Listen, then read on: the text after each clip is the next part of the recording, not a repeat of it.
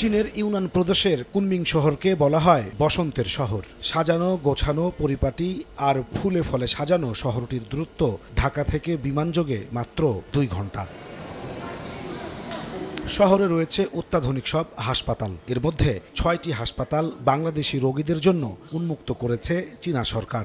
March থেকে আগস্টের প্রথম সপ্তাহে চিকিৎসা ভিসা পেয়েছেন 600-রও বেশি বাঙালি। এনভায়রনমেন্ট ভালো, তারপরে হচ্ছে সার্ভিস ভালো, তারপরে এদের আপনার উন্নত প্রযুক্তি দ্বারা এরা রোগ নির্ণয় করে।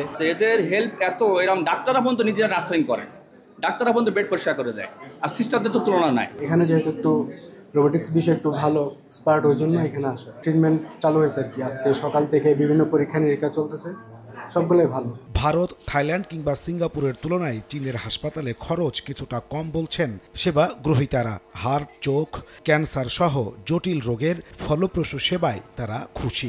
বাংলাদেশে যেরকম আপনাদের নর্মাল সিট ভাড়া, কেবিন ভাড়া যেরকম হয় সেরকম কম্পেয়ার করলে এটাও সেম। এখানে সব হসপিটালের কস্টিং সিমিলার। কোনো হসপিটালের ধরেন একটা সার্জারি করলো কোথাও বেশি কোথাও কম এরকম না। ইন্ডিয়ার সাথে যদি তুলনা করি তবে এখানকার চিকিৎসা ইন্ডিয়ার থেকে অনেক হাজার গুণ ভালো। রোগীদের খাবার, আবাসন সহ বিভিন্ন ধরনের সহায়তা দিতে কুনমিংয়ে কয়েকটি সহায়তা প্রতিষ্ঠান পরিচালনা করছেন বাংলাদেশি নাগরিকরা। বাংলাদেশি থাকা খাওয়ার লোকজনের জন্য আমরা ব্যবস্থা করছি, আমাদের হোটেল আছে, ইভেন আমাদের খাবার বাঙালি হালাল খাবারের ব্যবস্থাটা আমরা আছে। খাবার এবং থাকা সব মিলে হচ্ছে আমাদের প্রায় 6-6.5 মতো খরচ হচ্ছে। ঢাকা কুনমিং একটি মাত্র ফ্লাইট চালু থাকায় ভাড়া কিছুটা বেশি। চলতি বছরের শেষ দিকে চট্টগ্রাম কুনমিং আরও একটি ফ্লাইট চালুর সিদ্ধান্ত হয়েছে বলে জানিয়েছে প্রধান উপদেষ্টার ডেপুটি প্রেস সচিব। একাধিক ফ্লাইট যাতে সরকার চালু থাকে সে বিষয়েও বাংলাদেশের সরকারি পর্যায়ে উদ্যোগ নেওয়া হয়েছে।